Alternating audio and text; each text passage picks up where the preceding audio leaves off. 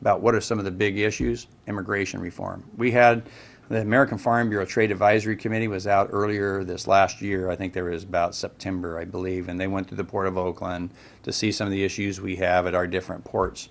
And we went and saw some of our vegetable growers, and we went to the ILOs at Usagi Farms.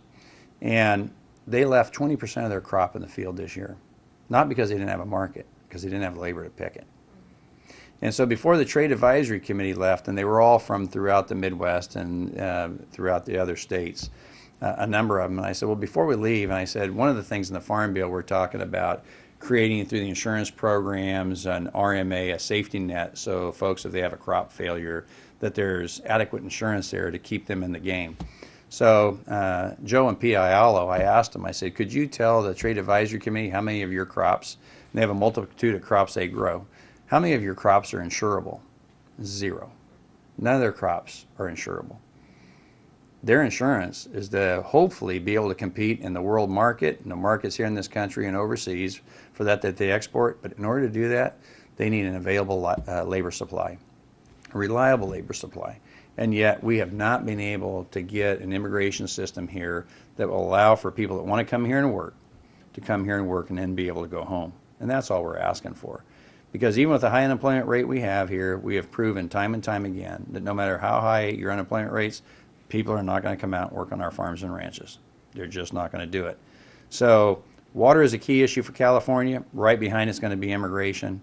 The irony, and this is just too much of an irony to really bear, I mean, it's just, it almost sickens you that maybe our immigration problem goes down a little bit because there's going to be so many people put out of work for ground that's not going to have water to irrigate that maybe they will find work in other areas. Some of those challenged will maybe see some of those people come to the areas to come to work. That's a terrible reason to have a little bit more available labor supply. But long term, we need to fix our immigration issue. And the Trade Advisory Committee, when we got back to the American Farm Bureau, and Steve Backus, the president of Kansas Farm Bureau, I mean, he was emotional about the fact that you've got farmers and ranchers that do not have the labor they need. We have to fix this problem. And that's why Farm Bureau is so great. To have those presidents come from other states that did not really have an appreciation, they came, they saw, they met, they talked, they shook hands with these folks. They realized that I may be a corn and soybean grower in Kansas or in Nebraska or someplace else, but once they meet a vegetable grower in Salinas, they're going, wow, we're the same person. Different commodities, different background, but we're cut out of that same cloth.